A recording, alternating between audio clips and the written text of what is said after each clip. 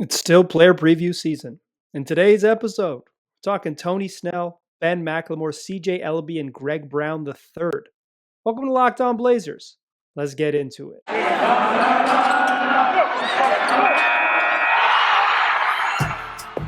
You are Locked On Trailblazers, your daily Portland Trailblazers podcast. Part of the Locked On Podcast Network. Your team every day. What up, world? It's your past first point guard and Trailblazers reporter, Mike Richmond. You're listening to another episode of Locked On Blazers, part of the Locked On Podcast Network, available wherever you get podcasts, and now also on YouTube. That's right, we're on YouTube, and our goal is to get to 1,000 subscribers by Halloween. We're up over 600. We are more than halfway there at the halfway point of the month, but we cannot get to our goal. I can't get to my goal without your help. So if you are a new listener or you just haven't subscribed to the show yet, head on over to YouTube, search for Locked On Blazers, subscribe to the show. Help us get to 1,000 by Halloween. Help us reach our goal. I would truly, truly appreciate it. In today's episode, it's the latest edition of the Locked On Blazers Countdown to Tip-Off. We're looking at every player on the roster and how they will contribute to this year's Trailblazers.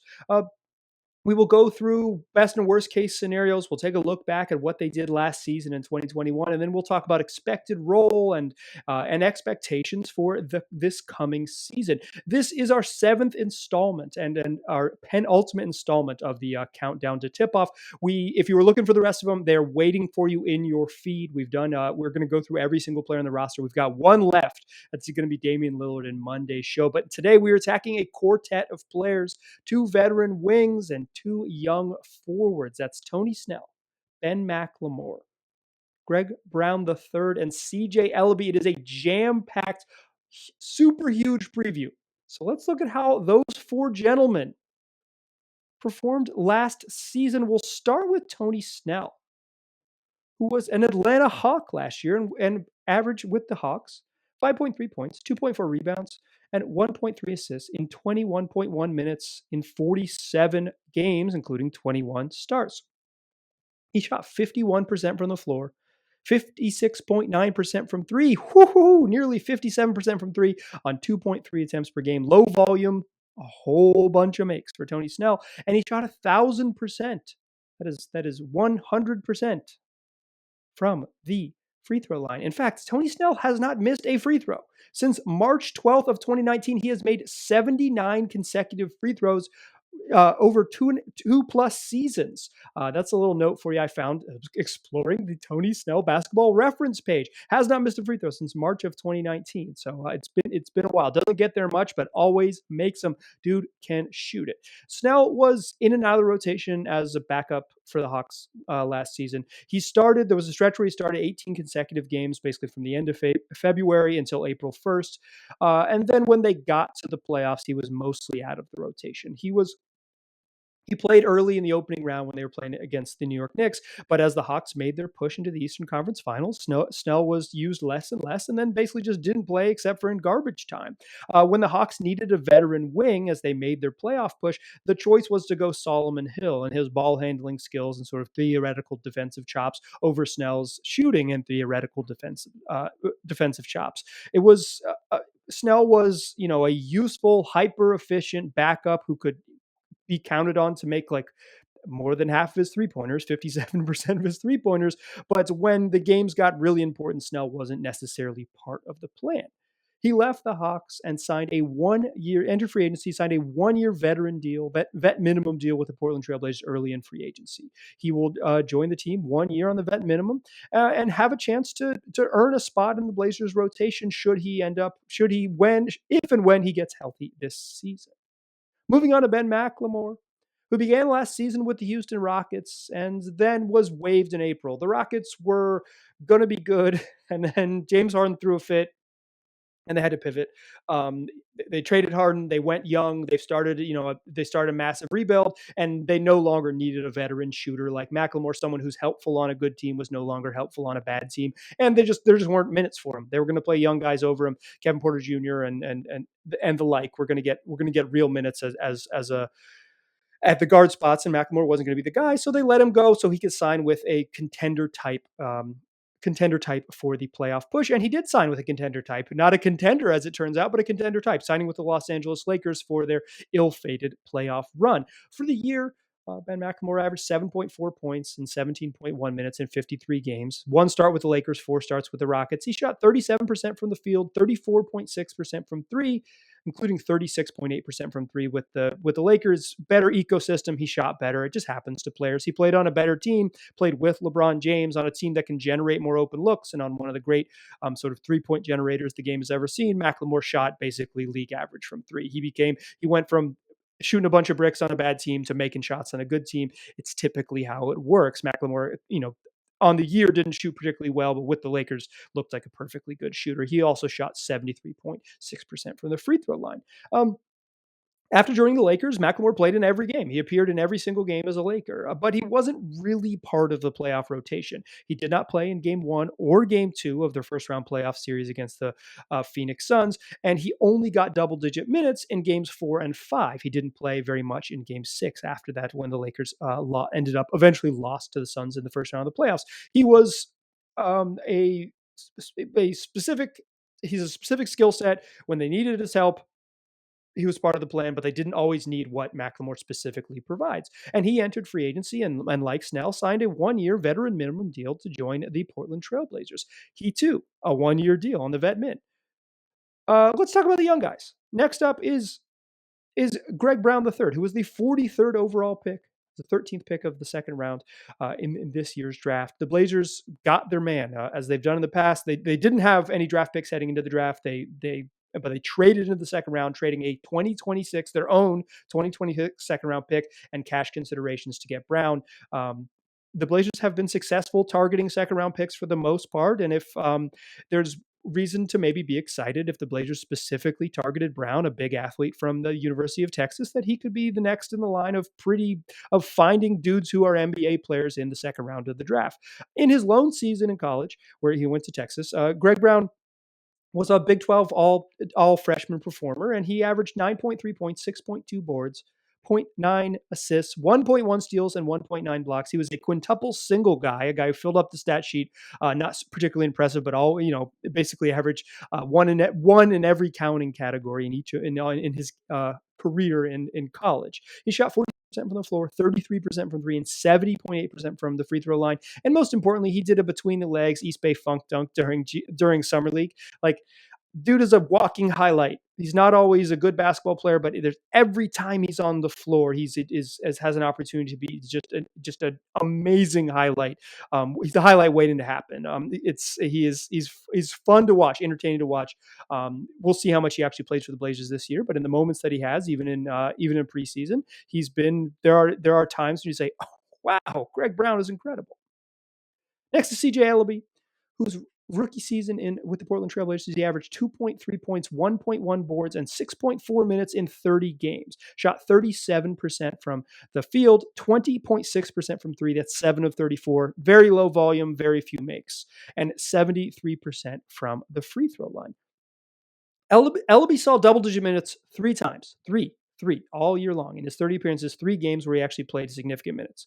A 48-point win against the Oklahoma City Thunder, a 40-point loss to the Dallas Mavericks, and that game in Philadelphia where Damian Lillard, CJ McCollum, and Yusuf Nurkic were all out. And CJ Elleby came off the bench, played 31 minutes and scored 15 points, had 7 rebounds, an assist, a steal, and 2 blocks. He was an energy hustle guy. He grabbed 2 offensive boards early. And the Blazers shocked the world, or at least shocked the Philadelphia 76ers, but when a game they were heavily, heavily favored to lose, the Blazers were, that is, with just not, Rodney Hood and Carmelo Anthony brought him home, and CJ Elleby helped. Like, it was,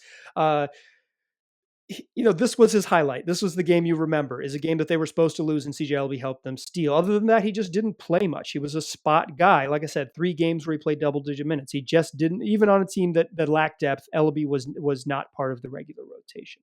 So that's what each of those 4 gentlemen did in last season. Let's talk about what they're going to do next season. I want to lay out my best and worst case scenarios. The idea with these is they're the polls, right? The best case for a guy and the worst case for a guy. Almost everyone falls in between. They're good to sort of get us thinking about what they could be like next season, and they're also useful at the end of the year to think about. Back in October, what did we think about Greg Brown the third, or what did we think about Tony Snell versus what he ends up being when we get to the end of the season and say, well, June, because the Blazers are going to win the championship. Yeah, June is when their season is going to end. That's what we'll do in the second segment, best and worst case scenarios. But before we get there, I want to tell you all about Prize Picks. It's the best NBA DFS prop game on the market. They offer more NBA props than any other DFS prop obligator, and they offer superstar players as well as end of the bench guys who are only recording a handful of minutes each night. So if you want props on CJ Elleby and Greg Brown III, you can find it at prizepicks.com.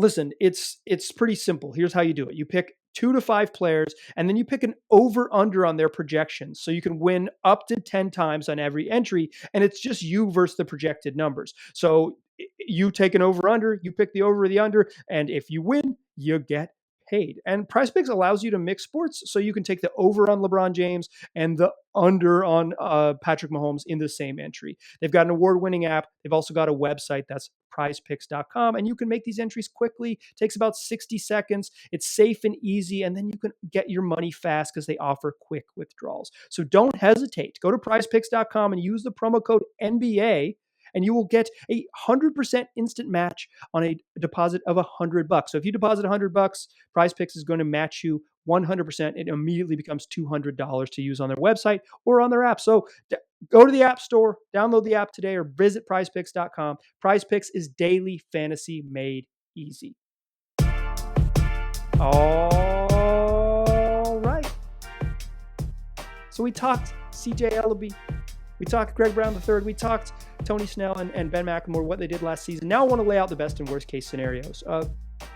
These are within reason and without injury. We're not talking about MVPs unless, maybe on the Monday show when we talk about the Blazers point guard, we might mention MVPs. But if it's not on the table for these guys, if it's not within reason, we're not talking about that. And we're not talking about worst case scenario with injuries. Everybody's worst case scenario is that their bodies break down and they can't play basketball. I want worst case scenarios to be things that happen on the court, things that happen within the lines. That's much more interesting and much more a better way to sort of gauge what we think these guys will be like. It is, listen, like I said, everyone kind of falls in between. What we're trying to set here is the range of what between looks like. We want to set the polls, this, best case and worst case, within reason, without injury. So let's get into it. The best case scenario for Tony Snell is that he's a reliable shooter who occasionally provides the defensive reliability when the Blazers need it.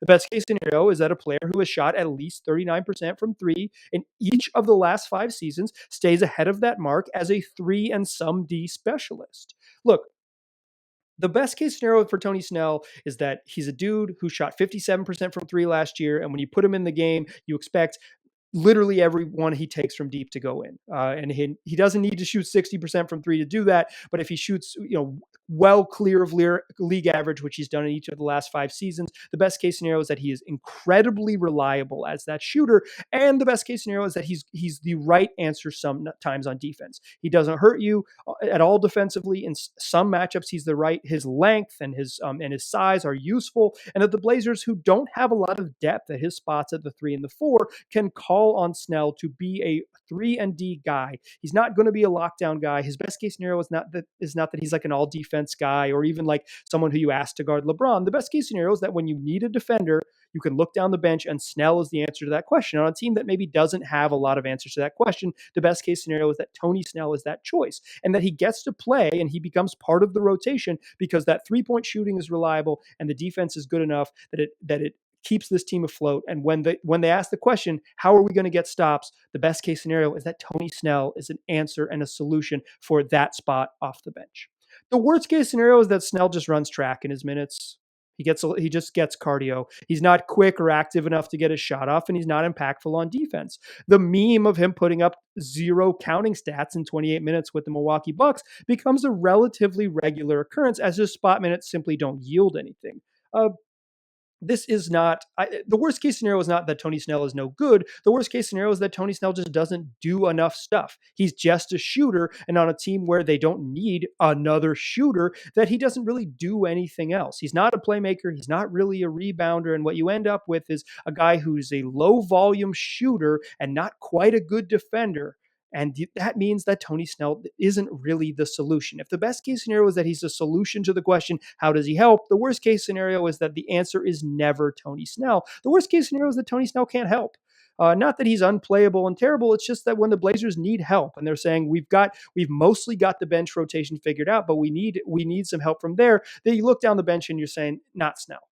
We know what he can bring and he can't help us. That's the worst case scenario. The best case for Ben McLemore is somewhat similar to Tony Snell, but where Snell is a standstill shooter for the most part. A guy who's going to spot up and be open. McLemore is more of a movement shooter, a guy who can come off screens and a guy who can use that movement and his gravity off the ball to open things up for his teammates. The best case scenario is that he's dependable enough that he's in the rotation most nights because his shooting and that gravity. And what I mean by that is that people are pulled towards him, that gravitational pull of a shooter, because they have to pay attention to him. They respect him so much that defenders pull towards Ben McLemore, that gravity is too impactful to sit. The best case scenario is that Ben McLemore makes shots, and that even when he's not making shots, he's a threat enough on offense to make him a viable weapon. The best case scenario is that Ben McLemore is that two-guard shooter off the bench who you can count on, a pretty-looking jumper that goes in. On a good team last year, he was an above-average three-point shooter, and the best case scenario is that on a good team again this year, he's exactly that.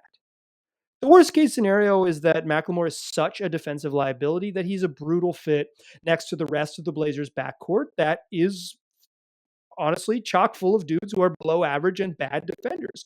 The worst case scenario is that McLemore's strengths don't offset his weaknesses, and that his specific weakness, being a bad defender, is so glaring next to his colleagues that his minutes end up being a negative, and then because they're negative, his minutes end up vanishing.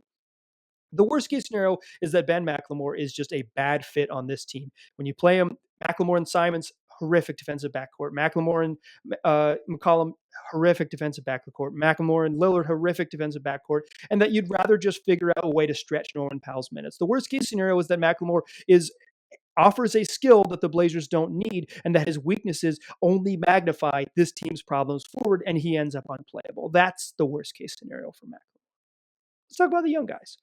The best case scenario for Tony Snell, the best case scenario for CJ Elleby is that his defensive instincts mean that he gets real run and he forces a log jam in the back half of the rotation, as his effectiveness as someone who can read the passing lanes leads to a roster crunch. That's the best case scenario, is that you have to figure out a way to play Elleby, because on a team that's going to need more sort of wings who can defend, that Elleby proves to be someone who can be that. The best case scenario is that Elleby, who has shown a propensity to get in the passing lanes, has up there in sort of deflections per minute and steal percentage when he's on the court, a real NBA skill in the passing lanes, that translates into him getting into the rotation each night. The best case scenario is that CJ Elleby, the best case scenario isn't even that he plays each night. The best case scenario is that by the middle of the season, the conversation includes CJ Elleby. Okay, we got to kind of figure out how to get him on the court. The best case scenario is that when you're looking at Snell and you're looking at McLemore, that Elleby is also in that conversation, because the back half of the rotation has to include the floppy-haired second-year forward, because he is good enough and impactful on defense that his strengths matter on a team that could use his strengths. The worst case scenario is that he spends another full season watching, because he doesn't have enough NBA skills to contribute on a playoff team in the Western Conference, and he isn't good enough to earn this sort of semi-developmental minutes and sharpen his skills on a team with a very thin margin for error. The worst case scenario looks a lot like last season, where Elleby plays just 3 games in double-figure minutes. 2 of them are in wild blowouts, and another is when everyone's injured. The worst-case scenario is not the end of Elleby's career. That doesn't mean he's unplayable as a future. It just means that the present on a team that expects to be good can't afford to give Elleby minutes because he's not good enough. The worst-case scenario is that CJ Elleby spends his second year having a very similar experience to what he did in his first season in the league. For Greg Brown Jr., the best case scenario, Greg Brown III, I've been calling him Junior a lot. Blazers have had a lot of juniors over the past couple of years with Derek Jones, Larry Nance, Gary Trent. Greg Brown III. The best case scenario is that his length and athleticism are undeniable, and he earns a spot as the backup forward because his physical tools translate to impact on both ends, as a rebounder, as a hustle player, as a rangy defensive menace. The best case scenario for Greg Brown III is that he plays. Simple as that. The best case scenario for Greg Brown is that when the Blazers sort of need help on a night where they're a little bit shorthanded, that Greg Brown gets in the rotation and then sticks in the rotation. The best case scenario for Greg Brown is that he is a contributor, even if a minor one. But the best case scenario is that he contributes regularly the back half of the season because he is such a good athlete that he's valuable on the court. The worst case scenario is that he isn't ready. Like most second round picks, he needs to spend time watching and refining his skills before it's reasonable for him to play meaningful minutes. The worst case scenario for Greg Brown III looks a lot like CJ Elleby's rookie season. I was going to say freshman season, rookie season in the league. Is that he just needs to watch. For Greg Brown, there are some undeniable physical tools, and even in preseason, he's flashed this like sort of interest in being a playmaker, a guy who dribbles and then throws cross-court passes. Now, some of them have been terrible, both in his sort of ball handling and his decision-making and sort of on-time and on-target passing, but he with the physical tools as a guy who throws down wild dunks and can, a straight line drive flash to the rim and pretty good cutter and some putback dunks in the summer league and stuff like that. Like the worst case scenario is that like those things he kind of has to sharpen in a season of development, because all of those sort of skills that he's shown flashes of are just that. They're flashes that need refining, that need sharpening. And the worst case scenario is that, like many Blazers second round picks before him, he spends a season not playing. And the best case scenario is obviously he spends the season playing. I think he's more than Elleby. He has sort of like a chance just because of his size and his positional potential at power forward, that he has a chance to get in there. But that's what I want to talk about more in the third segment to close out the show, is role and expectations for these guys. We've sort of set the parameters, set the polls, best and worst case. And in the third segment to close out the show, let's talk about sort of what we expect and what roles each of these four gentlemen are going to play. But before we get there, let's talk about Theragun.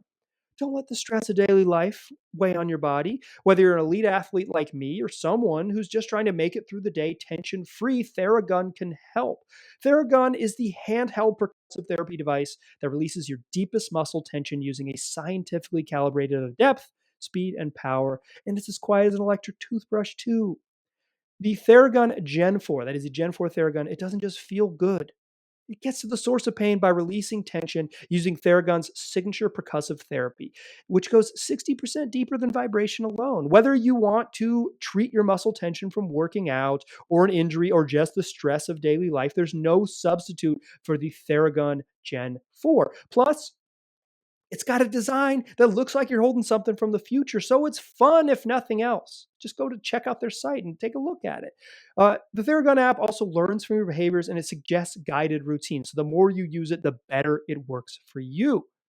Trusted by 250 professional sports teams and, like I said, elite athletes just like myself. So try Theragun for free for 30 days, starting at only $199. Go to therabody.com/lockedon right now and get your Gen 4 Theragun today. That's therabody.com/lockedon, therabody.com/lockedon. Today's show is also brought to you by Built Bar, the best tasting protein bar that there is. That's what they're doing. They are making delicious protein bars. My personal favorites are cookies and cream and chocolate peanut butter brownie, that is. But there's something for everybody. There's new flavors like cherry lime and strawberry puff and churro puff as well. Some limited time flavors that are available on built.com right now. There's also some classics like salted caramel and double chocolate. Whatever it is, you will find something that strikes your palate on built.com. But they're not just delicious. They're also good for you, and they pack a real punch. 17 to 18 grams of protein, 130 to 180 calories, 4 to 5 grams of sugar, and only 5 grams of net carbs at the most. So go get yourself some of these delicious bars, all tasty and all healthy and all available at built.com. And you can get 15% off when you use the promo code LOCKED15. That's LOCKED15 for 15% off at built.com. Still a pass first point guard. Still Mike Richmond. You're still listening to Locked On Blazers. That music you hear is from Dre Slaps. You can find a link to all of Dre's work, his latest album, Energy, and his merchandise in the episode description for this episode. Dre is Portland's own. Support local music. Dre, I appreciate you. So we talked what these gentlemen did last season. We talked best and worst case scenarios. Now let's talk role and expectations for McLemore, Snell, Elleby, and Brown. Listen, everyone falls in the middle of best and worst case. I've said that, a couple times now.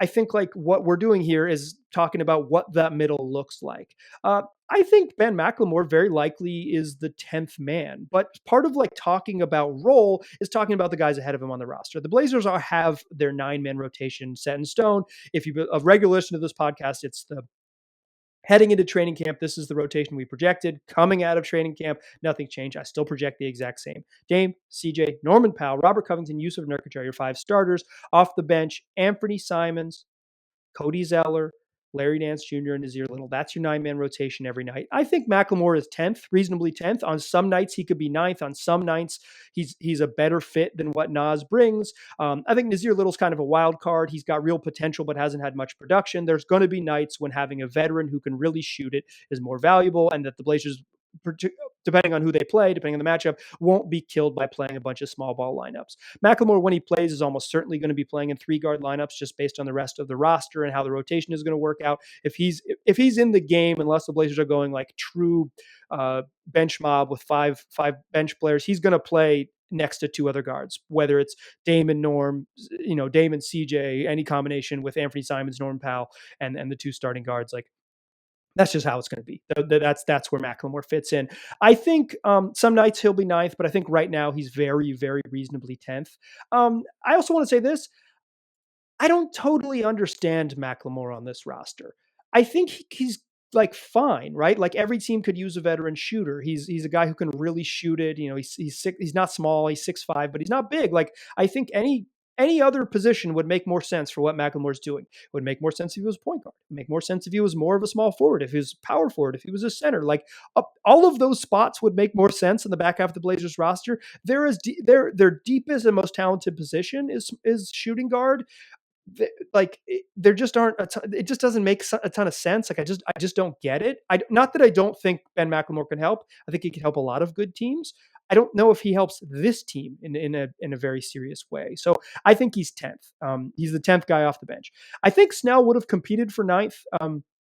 I think Snell, just the way that guys have talked about him, the way that Dame and CJ have both sort of mentioned the team, I think Snell would have been 9th, or at least in that competition for Nazir Little for 9th. But Snell has missed all of training camp and is very likely to begin the regular season on the injured list with a sprained foot. Like if he was available, I think he'd be playing something in the range of or he'd have an opportunity to play every single night. And certainly he's a much better shooter than Nazir Little at this stage. And he's probably a better defender just in terms of reliability. Like Nas has a potential to be a much better defensive player. And I think he deserves to play because there's much more value in Nas being good than Tony Snell being reliable for the Blazers. Like that's just like in the now and in the future, like Nas has a higher ceiling and et cetera, et cetera. But like, I think if Snell was healthy, he might be challenging for 9th. I always projected Nas just based on 1st-round pick drafted by Neil's guy, year 3. It always made sense that he was going to be number 9. I projected going into the preseason. I think that's still the case. And Snell just, not available to challenge. I think when he's healthy, should he get healthy, he has a chance to be that guy. Like he has a chance to be 9th. For the young guys, I just don't think they play. I think in some ways, Snell and McLemore are interchangeable. They're shooters, and depending on whether you need a shooter who's kind of a forward or a shooter who's kind of a guard, you call on Snell or you call on McLemore. Like I think they're relatively interchangeable. They don't have like really identical skill sets. Tony Snell is a spot up, and McLemore is a guy who can shoot off movement. And McLemore is a horrific defender, and Tony Snell is like a kind of an okay defender at times, at least like not going to hurt you defender at times. Or for the most part, not going to hurt you. So like they're not, but their roles are relatively interchangeable. Do we need another veteran shooter, and what do we need? I think Snell and McLemore are interchangeable. Although I think Snell, if healthy, I would project ahead of McLemore in the depth chart. The other guys, I just don't think Greg Brown and CJ Elleby play. I don't think that's bad news. In fact, I want to say this. I think CJ Elleby has found a lot of fan vitriol this offseason that I just don't understand. I think, at least in my Twitter mentions and what I've seen in sort of perusing r/Rip City on Reddit, like people are blaming CJ Elleby for being bad, and all second round picks are bad. Most of those dudes don't make the league. The Denver Nuggets, or the Dallas Mavericks rather, just cut Tyrell Terry, who 2 years ago was the first pick of the second round. They cut him and paid him over almost $3 million, $2.7 million to not be on the team. Like, second round picks don't make it. It's very standard for second round picks to be no good. And maybe what's happened is that Neil Olshey has been really good at finding guys who are actual NBA players in the second round, like Alan Crabb and Will Barton, Gary Trent Jr., Jake Layman, Pat Connaughton. Like, those are real NBA players. Dudes are going to play in the league for, several contracts that he's found in the second round. And so maybe that is like screwed up people's expectations of what second round picks should be. But like, most of these dudes don't make the league. Most people after 20th in the first round don't play in the league. It is very hard to stick in this league, and it is not uncommon for second round picks to not be NBA players. CJ Elleby he's caught a lot of weird vitriol for being, like, to be clear, I don't think he's very good. I don't think he's a long-term NBA player, but like, he's played one weird COVID season, and now he's heading into year two, and people are saying, like, why is he on the team? Get rid of him. Would the Blazers be better off with like a real NBA player who was the back half of the rotation? Sure as hell would. But I feel like that's more of a problem with Ben McLemore being not a great fit than CJ Elleby being a second round pick who doesn't stick.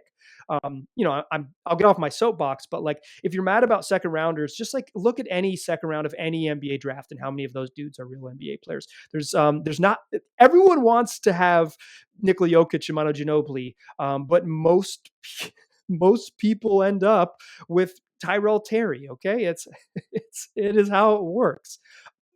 To be honest, I don't think either of the young guys play. I think Greg Brown is more likely to play because of his physical gifts and his size. He's bigger at 6'9". The Blazers need more depth at power forward than they would need at like 2-3, which is what Elleby is. And he's really a 2 because asking him to guard big wings in the league is he's just not strong enough to do it yet. Neither of those dudes are going to play. It's not a problem that neither of those guys play. It's not, most second rounders don't play. Elleby will have a huge year in year three, like opportunity. I'm not predicting a huge year. He's got an opportunity to find out if he's an NBA player in year three. What he does in year two is not impactful for me. I don't think either of those dudes are contributors. It would be, the Blazers have relatively good depth, and they have their eyes on being a high level playoff team, or at least a really competitive playoff team. Not playing dudes who are younger than 22 is normal in that pursuit. Wouldn't it be nice? But the Blazers don't have that luxury, and I don't think it's an indictment of either of those two gentlemen or Neil Olshey, quite frankly, that Greg Brown and CJ Elleby are probably not NBA players in this season. I think it's a normal fact of having second rounders on your roster. That is going to do it for the player previews. Like I've said, if you are looking for more of these, I've done every player on the roster except Damian Lillard. Damian Lillard is going to be Monday's show. This is actually a bonus episode. This counts as, we're still going to do 5 more next week. This counts as episode 6. I'm releasing it on Saturday, October 16th. It is the 6th episode this week. I want to make sure we have player previews of everyone. We have these 4. We have everyone else on the roster. Go back and listen. It's a good way to sort of, they're in your podcast feed, or there's a playlist of all of them on YouTube. It's kind of just a good way, I think, to get prepped for the season. The season starts on Wednesday, October 20th. You've got plenty of time to, pour through 7 of these episodes. They're about 30 minutes long each, and you can kind of get ready and think about how each player is going to contribute and how all the puzzle pieces fit together. So go back and check those out if you haven't listened to, because I think they could be really useful primers as we get ready for the season. And the season is basically here, which means, do me a favor, subscribe to this podcast on YouTube. Like I said, we're pushing for 1,000 by Halloween. We're up over 600. Hopefully we're near 700 by the time you're listening to this. I want to get to 1,000 by Halloween. So if you're a longtime listener who just hasn't done it yet, get on and do it. If you're a new listener, please subscribe on YouTube. If you're just discovering us on YouTube, go ahead and smash that subscribe button. I'm really, really happy to have you. This is a daily podcast, free every day, 5 days a week, all about the Portland Trailblazers, the only daily Portland Trailblazers podcast. So subscribe on YouTube. Do me a favor. It's also available wherever you get podcasts. So if you have friends who are trying to get into the Blazers as the season starts, tell them about Locked On Blazers, and tell them they can just search Locked On Blazers wherever they want to listen to this podcast and on YouTube, and they'll find it. Next week, we got Damian Lillard player preview. We'll do a mailbag. We're going to preview the season opener, talk about what to expect this season. And then the Blazers play on Wednesday night. We'll have a real NBA game. Thursday show, we'll be breaking down that game. We'll look ahead and do an interview on Friday's show, hopefully. We're going to do interviews each week of the season. Like I said, a free 5 days a week, wherever you get podcasts, and free on YouTube. Sounds like a pretty good deal. So listen and tell your friends to do the same. Appreciate you listening. Talk to you soon.